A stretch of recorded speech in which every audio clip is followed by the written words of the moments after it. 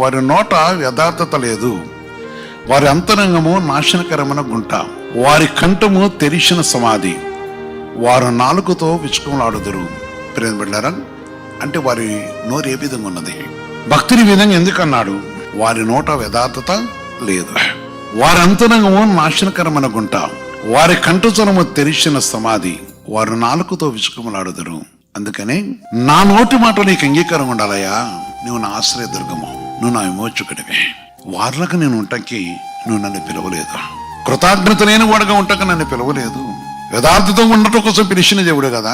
భక్తిహీనుల వల్లే నేను ప్రవర్తించుకుంటూ కోసం నీ కృప దయచేయమని అడుగుతా ఉన్నాను అనమాట. ఇక్కడ పరిశుద్ధ దేవుని అన్న విషయాన్ని మనం జ్ఞాపం చేసుకున్నప్పుడు అందుకని భక్తులు అన్నాడు 5వ అధ్యాయంలో 3వ వచనం చూస్తే, యెహోవా ఉదయమున నా కంఠస్వరము నీకు వినబడును, ఉదయమున నా ప్రార్థన సన్నిధిని సిద్ధము చేసి ఉందను, అంటే కాచి ఉందను.